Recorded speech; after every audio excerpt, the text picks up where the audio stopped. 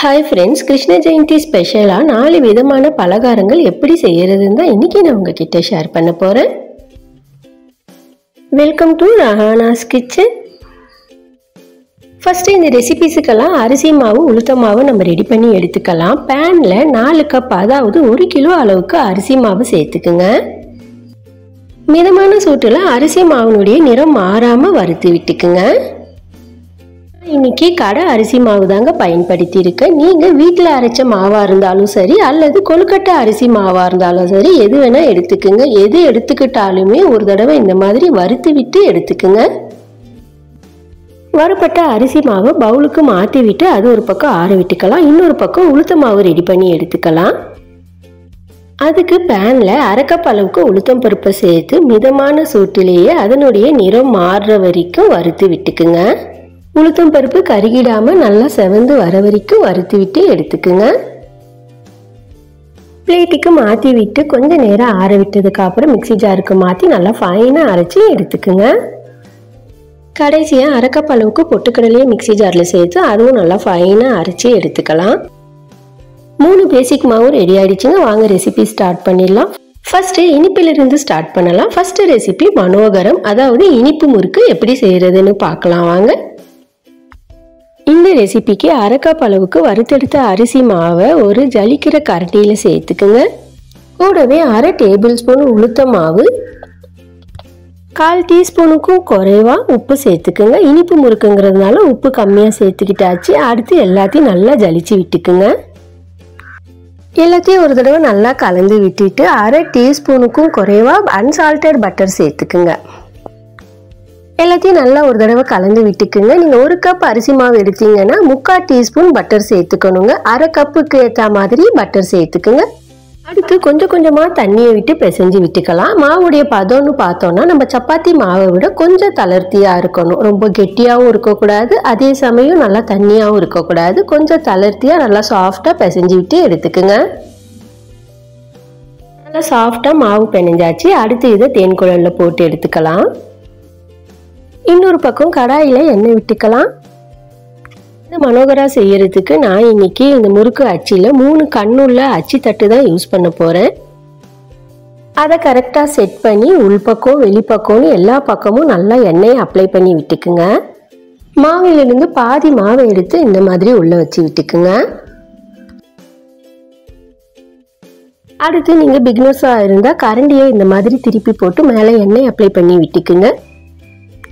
Ready பண்ணி இருக்கிற முறுக்கு அச்சியை இந்த மாதிரி ப்ரெஸ் பண்ணி சுற்றி விட்டுக்குங்க. ஒரு தடவை லைட்டாக இந்த மாதிரி ப்ரெஸ் பண்ணி விட்டுட்டு எண்ணெய் காஞ்சிருச்சான்னு ஒரு தடவை செக் பண்ணிவிட்டு நம்ம ரோல் பண்ணி இருக்கிற முறுக்கு மாவை இதில் சேர்த்து விட்டுக்குங்க. எண்ணெய் ஹீட் ஆகாததுனால நான் கடாய் மேலே கரண்டியை வச்சு இந்த மாதிரி முறுக்கு ரோல் பண்ணி எடுத்துக்கிட்டேங்க. ஆனால் நீங்கள் கவுண்டர் டாப் மேலே கரண்டியை வச்சு ரோல் பண்ணி எடுத்துக்குங்க. எண்ணெயில் பலகாரம் செய்யும் போது கவனமாக செய்துக்குங்க.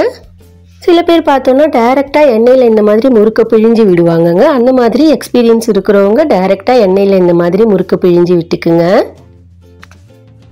உடனே கரண்டி விட்டுடாமல் எண்ணெயுடைய சலசலப்பெல்லாம் நல்லா அடங்கி ஒரு பக்கம் முறுக்கு வெந்து வந்ததுக்கு அப்புறம் திருப்பி விட்டுக்குங்க.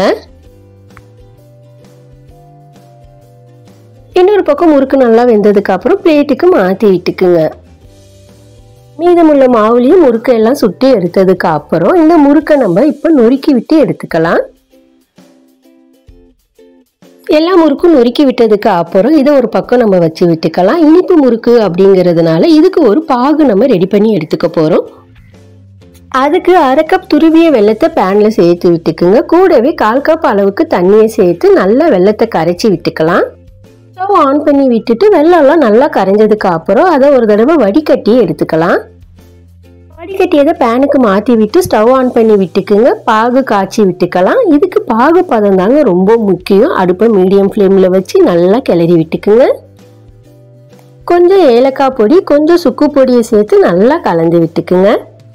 அடுத்து பாகு பதம் எப்படி செக் பண்ணுறதுன்னு பார்க்கலாம். ஒரு கிண்ணத்தில் கொஞ்சம் தண்ணியை எடுத்துக்குங்க. வெள்ளை கரைசல் லைட்டாக திக்கார நேரத்தில் ஒரு டிராப் வெள்ளை கரைசலை தண்ணியில் விட்டு பாருங்க. அது இந்த மாதிரி கரைஞ்சி வந்துருச்சுன்னா பாகு இன்னும் ரெடி ஆகலைன்னு அர்த்தம்.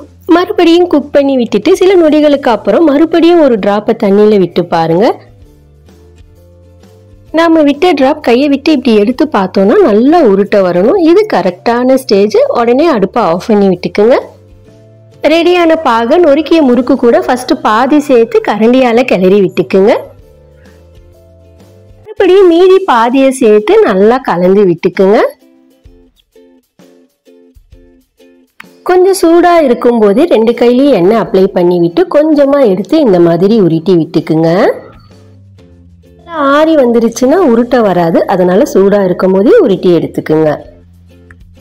மனோகரம் இனிப்பு முறுக்கு சூப்பரா ரெடி ஆயிடுச்சுங்க. அடுத்து 2வது ரெசிபியா ரிப்பன் பக்கோடா எப்படி செய்யறதுன்னு பார்க்கலாம். அதுக்கு ஜல்லடையில 1 கப் வறுத்தெடுத்த அரிசி மாவு சேர்த்துக்குங்க. கூடவே 1/2 கப் பொட்டுக்கடலை மாவு, 1/2 கப் கடலை மாவு எல்லாத்தையும் நல்லா ஜலிச்சு விட்டு எடுத்துக்குங்க. அடியில மீற அந்த குருணையும் நல்லா அழுத்தி விட்டு மறுபடியும் ஜலிச்சு விட்டு எடுத்துக்குங்க.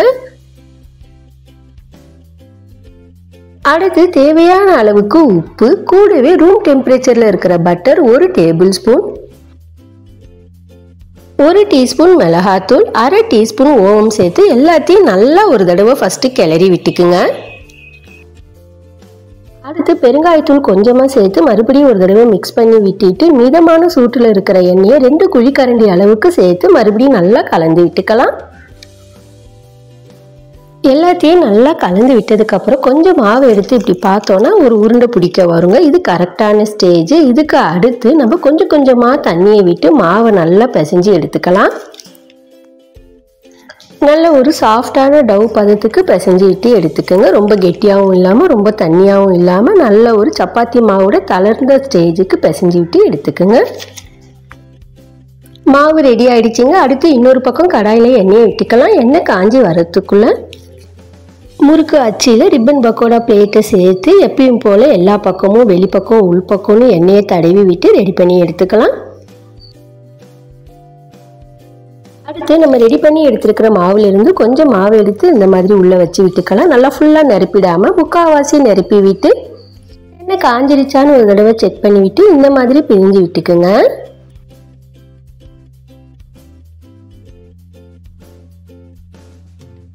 உடனே கரண்டி விட்டுடாம எண்ணெயோடைய சலசலப்பெல்லாம் கொஞ்சம் அடங்கினதுக்கு அப்புறம் ரிப்பன் பக்கோடாவும் ஒரு பக்கம் வெந்ததுக்கு அப்புறம் திருப்பி விட்டுக்குங்க. சில நொடிகளுக்கு அப்புறம் இன்னொரு பக்கமும் நல்லா வெந்து வந்ததுக்கு அப்புறம் பிளேட்டுக்கு மாற்றி விட்டுக்குங்க.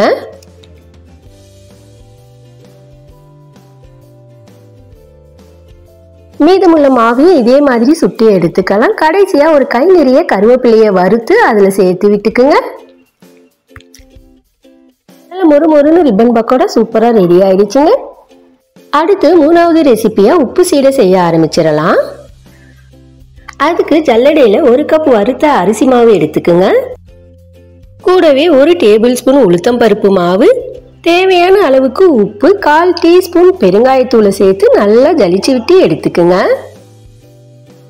நல்லா ஜலிச்சதுக்கு அப்புறம் கூட 1 டீஸ்பூன் கருப்பு எள்ளு, 1 டீஸ்பூன் பட்டரை சேர்த்துக்குங்க. எல்லாத்தையும் ஃபர்ஸ்ட் நல்லா ஒரு தடவை கிளறி விட்டுக்குங்க. அடுத்து கொஞ்சம் கொஞ்சமா தண்ணியை விட்டு நல்ல ஒரு சாஃப்டான டவ்வா பிணைஞ்சு விட்டுக்குங்க.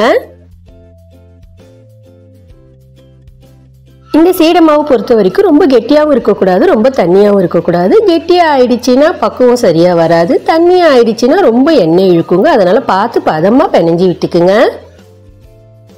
டவ் நல்லா சாஃப்டா ரெடி ஆயிடுச்சுங்க. நம்ம ஃபர்ஸ்ட் பாதி மாவை கையில எடுத்துக்கலாம். இன்னொரு பக்கம் பிளேட்ல மேல ஒரு காட்டன் துணியை போட்டு விட்டுக்குங்க. நாம எடுத்துக்கிட்ட மாவிலிருந்து கொஞ்சம் மாவை இந்த மாதிரி எடுத்து விரலாலேயே நல்லா உருட்டி விட்டுக்குங்க. நல்லா உருட்டி ஒரு பால் ஷேப்புக்கு கொண்டு வந்துருங்க. குலாப் ஜாமுன் மாதிரி அழுத்தம் கொடுத்து நல்லா உருட்டணுன்ற அவசியம் இல்லைங்க. சும்மா ரஃபா இந்த மாதிரி உருட்டி எடுத்துக்கிட்டாலே போதும். அதே சமயம் சீடையை உருட்டி துணியில சேர்க்கறதுனால மாவினுடைய ஈரப்பதம் இந்த துணி நல்லா உறிஞ்சி நம்ம சீடை பொரிச்சு எடுக்கும் போது எந்த ஒரு வெடிப்பும் இல்லாம நல்லா பொரிஞ்சு வருங்க. அதனால இந்த ஸ்டெப்பை ஃபாலோ பண்ணிக்கிங்க. அடுத்து ஒரு டூத்பிக் எடுத்துக்குங்க. நம்ம உருட்டி எடுத்த உருண்டையெல்லாம் இந்த மாதிரி 2 பக்கமும் லைட்டா குத்தி விட்டுக்குங்க. அதே மாதிரி எல்லா உருண்டைகளையும் இந்த மாதிரி குத்தி விட்டு எல்லாத்தையும் கொஞ்ச நேரம் காய விட்டுக்குங்க. சீடை நீங்க பொரிச்சு எடுக்கும் போது வெடிக்காம பொரிஞ்சு வரதுக்கு முக்கியமான டிப்ஸ்ல இதுவும் ஒண்ணுங்க. கண்டிப்பா ஃபாலோ பண்ணிக்கங்க.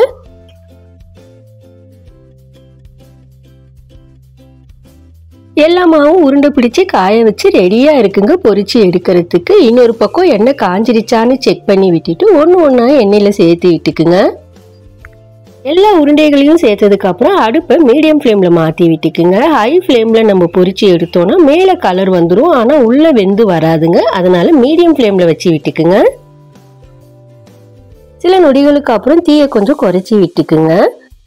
இந்த சீடையை பொறுத்த வரைக்கும் குறைஞ்ச தீயிலேயே நல்லா ஃப்ரை பண்ணி வேக வச்சு எடுக்கணுங்க. எண்ணெயினுடைய சலசலப்பெல்லாம் அடங்கினதுக்கு அப்புறம் திருப்பி விட்டு குறைஞ்ச தீயிலேயே வேக வச்சு பொரிச்சு எடுத்துக்குங்க. உப்பு சீடை ரெடி ஆயிடுச்சுங்க. கடைசி ரெசிபியா இனிப்பு சீடை எப்படி செய்யறதுன்னு பார்க்கலாம். இனிப்பு சீடைக்கு ஜல்லடையில 1 கப் அளவுக்கு அரிசி மாவு சேர்த்துக்குங்க. கூடவே 1 டேபிள் ஸ்பூன் உளுத்தம் பருப்பு மாவு, தேவையான அளவுக்கு உப்பை சேர்த்து நல்லா ஜலிச்சு விட்டுக்குங்க.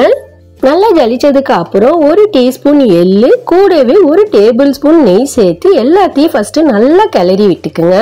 இனிப்பு சீடைங்கிறதுனால எப்பயும் போல தண்ணி ஊற்றி பிணையாம வெல்லத்தை கரைச்சி அந்த தண்ணியை நம்ம சேர்த்து பிணைய போறோங்க.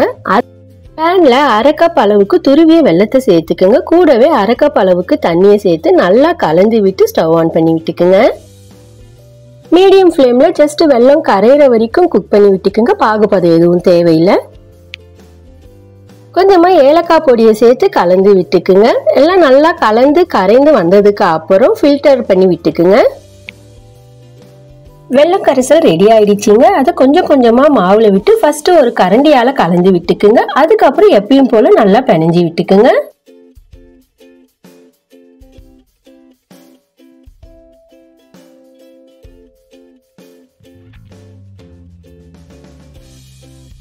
மாவு நல்லா சாஃப்டா பிணைஞ்சு ரெடி ஆயிடுச்சுங்க. உப்பு சீடை எப்படி நம்ம உருட்டி எடுத்தோமோ அதே மாதிரி இதையும் உருட்டி எடுத்து காட்டன் துணியில போட்டு விட்டுக்கலாம்.